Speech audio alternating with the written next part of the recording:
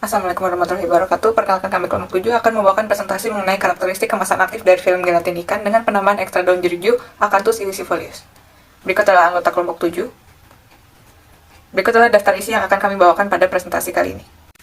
Selanjutnya adalah terkait latar belakang. Produksi ikan ayam-ayam di Pelabuhan Brondong Lamongan terus meningkat, khususnya pada tahun 2015 hingga tahun 2017.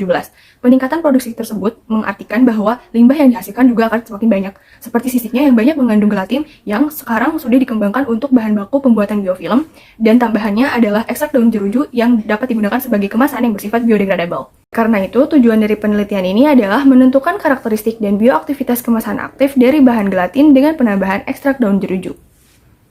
Itu akan membahas mengenai bahan dan metode.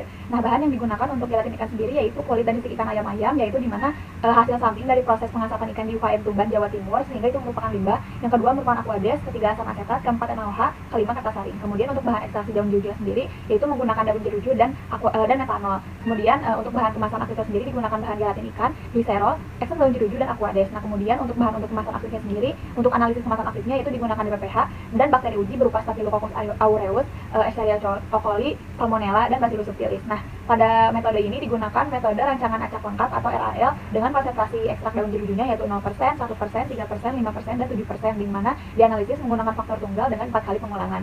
Nah, parameter yang diamati yaitu ada ketebalan, kuat tarik, elongasi, transmisi uap air, kadar air, pH, aktivitas antioksidan, dan aktivitas antibakteri. Nah, pada metode ini juga dilakukan 3 tahapan, di mana pertama pembuatan gelatin, kedua ekstraksi daun jeruju, dan yang ketiga merupakan pembuatan kemasan aktif. Kesemua datanya itu dianalisis menggunakan ANOVA dan dilanjutkan dengan uji 2K.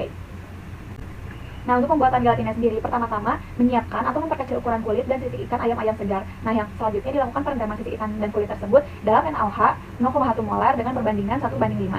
Nah, kemudian dilakukan homogenisasi menggunakan bahan kestiler dalam suhu kamar selama 2 jam, di mana larutan alkali diganti setiap 1 jam. Nah, kemudian kulit dan sisik ikan dicuci dengan aquades hingga pH-nya menjadi 7 atau netral. Nah, jika sudah direndam dalam larutan asetat, yaitu dengan konsentrasi 0,6 molar dengan perbandingan 1:5 juga, di mana sambil diaduk selama 2 jam. Nah, kulit dan sisik ikan yang mulai membengkak, maka dicuci lagi menggunakan aquades hingga pH-nya menjadi 7 atau kembali netral. Nah, gelatin tersebut kemudian diekstrak menggunakan aquades dengan perbandingan 1:3, di mana dilakukan di dalam water bath dengan suhu 55 derajat Celcius selama 4 jam. Nah, kemudian setelah selesai diekstraksi, maka disaring menggunakan kertas saring Whatman 042 sehingga akan menghasilkan filter. Nah, filter tersebut dituang di atas loyang dan dikeringkan dalam oven dengan suhu 55 derajat Celcius selama 48 jam atau selama 2 hari. Nah, kemudian lembaran gelatin yang akan dihasilkan tersebut dihaluskan sehingga akan menjadi gelatin bubuk. Kemudian untuk ekstraksi daun jerujunya sendiri, daun jerujunya dikering anginkan selama 3 minggu. Nah, jika sudah, maka dilakukan penggilingan sehingga akan menjadi serbuk. Nah, serbuk tersebut 100 gramnya akan dimasukkan ke dalam botol gelap, ditambahkan dengan parut metanol 90% dengan perbandingan 1:3, di mana dilakukan maserasi selama 3 kali 24 jam atau dilakukan selama 3 hari. Nah, kemudian hasil tersebut disaring menggunakan kertas saring Whatman 042, di mana filtratnya dikeringkan dengan vakum rotary evaporator pada suhu 65 derajat Celcius dan menghasilkan ekstrak yang kental. Selanjutnya, untuk pembuatan kemasan aktifnya sendiri, yaitu 5 gram gelatin bubuk dilarutkan dalam 100 ml aquades dan dipanaskan pada suhu 50 derajat Celcius selama 30 menit. Nah, kemudian setelah itu ditambahkan dengan gliserol 0,5% dan dilanjutkan pemanasan pada suhu 45 derajat Celcius selama 15 menit. Nah, jika sudah, ekstrak daun jeruju yaitu yang sudah dibuat dalam konsentrasi 0%, 1%, 3%, 5%, dan 7% ditambahkan dalam larutan gelatin dan diaduk pada suhu kamar yaitu 25 derajat Celcius hingga benar-benar larut. Nah, jika sudah, campuran dituang dalam loyang dengan ukuran 20 x 20 cm persegi secara merata dan dikeringkan dalam oven dengan suhu 55 derajat Celcius selama 18-20 jam hingga kering. Nah, kemudian jika sudah, cetakan dikeluarkan dan dibiarkan pada suhu ruang selama 10 menit, di mana secara perlahan dilakukan pengelupasan dengan ujung pisau. Nah, jika sudah dilakukan pengelupasan, maka akan dihasilkan lapisan film yang akan digunakan untuk edible film pengemasan.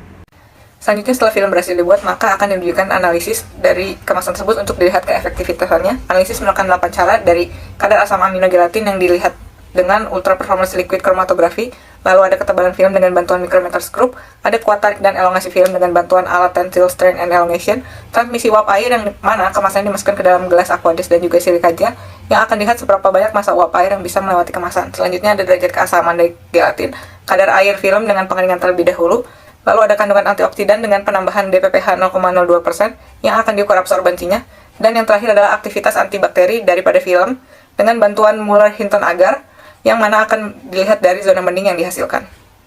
Saya Nadia Putri Fadila, NIM 036 akan menjelaskan bagian pembahasan. Yang pertama itu penampakan kemasan aktif. Terlihat pada slide merupakan gambar dari penambahan ekstrak daun jeruju pada berbagai konsentrasi. Warna daun jeruju itu hijau, di mana semakin banyak konsentrasi yang ditambahkan, maka warna kemasan aktif akan semakin hijau pekat. Selanjutnya itu karakteristik dari kemasan aktif. Terlihat pada slide merupakan tabel karakteristik kemasan aktif dengan berbagai konsentrasi penambahan ekstrak daun jeruju. Yang pertama itu ketebalan. Ketebalan berkisar antara 140,70 hingga 143,01 mikrometer.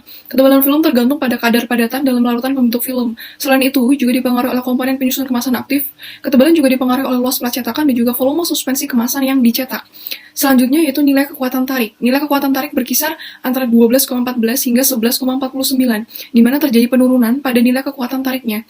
Hal ini terjadi karena ekstrak daun jeruju sangat lemah sehingga membentuk ikatan silang dengan gelatin kulit ikan dalam pembuatan kemasan aktifnya. Selanjutnya yaitu nilai elongasi. Nilai elongasi kemasan aktif berbahan gelatin kulit ikan ayam-ayam dengan penambahan ekstrak daun jeruju berkisar antara 16,85 hingga 17,29. Penambahan ekstrak daun jeruju juga tidak signifikan terhadap peningkatan nilai elongasi. Nilai elongasi yang rendah menunjukkan bahwa film yang dihasilkan bersifat rapuh. Nama saya Gloriana, NIM 119-19005, akan melanjutkan pembahasan pada review jurnal kali ini.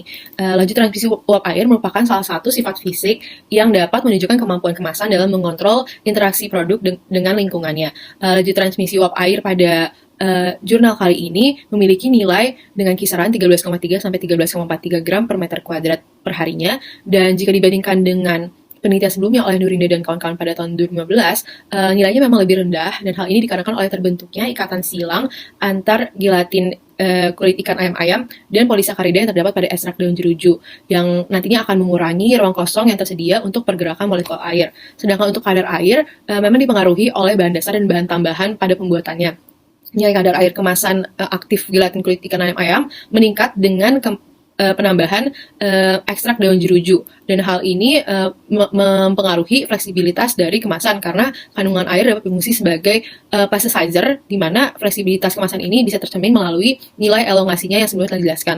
Lalu untuk pengujian pH ditemukan bahwa semakin tinggi persentase ekstrak daun jerujunya, maka pH-nya akan semakin rendah. Hal ini dikarenakan oleh ekstrak daun jeruju memiliki pH yang cenderung rendah atau keasaman yang cukup tinggi, sehingga terjadi penurunan walaupun penurunan pH-nya pun tidak signifikan. Kemudian untuk aktivitas antioksidan dan antibakteri. Yang pertama, aktivitas antioksidan active packaging dalam hal ini nyatakan sebagai persentase perendaman DPPH, di mana nilai berkisar sekitar 15,48% sampai 65,45%. Dan melalui tren yang ada, terlihat bahwa semakin banyak persentase ekstrak daun jeruju yang ditambahkan, maka semakin tinggi pula aktivitas antioksidan yang dihasilkan. Hal ini menandakan bahwa ekstrak daun jeruju mengandung senyawa aktif antioksidan. Lalu untuk aktivitas antibakterinya, ditunjukkan bahwa zona hambat pada Staphylococcus aureus sebesar 0 sampai 2,61 mm, sedangkan untuk E. coli zona hambatnya sebesar 0 sampai 2,13 mm. Lalu untuk Salmonella sp pada studi ini dapatkan tertinggi zona hambatnya yaitu pada konsentrasi ekstrak jeruju 7%, yaitu sebesar 2,47 mm. Dan yang terakhir, Bacillus subtilis, zona hambatnya berkisar antara 0 sampai 2,18 mm. Nah, hasil dari penelitian ini memang lebih rendah jika dibandingkan dengan penelitian-penelitian sebelumnya, dan hal ini bisa disebabkan oleh ekstrak daun jeruju yang digunakan masih ekstrak yang terlalu kasar. Meskipun begitu, ekstrak daun jeruju tetap terbukti memiliki kemampuan sebagai bahan aktif pada kemasan yang bisa menghambat pertumbuhan mikroba jika dibandingkan dengan larutan gelatin 5% yang tidak ditambahkan oleh ekstrak aktif apapun.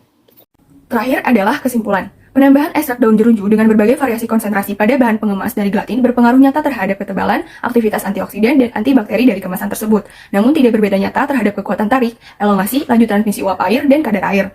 Perlakuan penambahan ekstrak daun jeruju sebesar 7% juga berpengaruh terhadap menghambatnya pertumbuhan beberapa jenis mikroba, sehingga kemasan ini berpotensi dalam menghambat proses oksidasi dan menghambat pertumbuhan bakteri yang ada dalam pangan sehingga dapat memperpanjang masa simpan produk tersebut. Tetapi sarannya diperlukan optimasi-optimasi lanjutan untuk dapat menjaga keamanan pangan. Berikut merupakan jurnal referensi yang kami gunakan.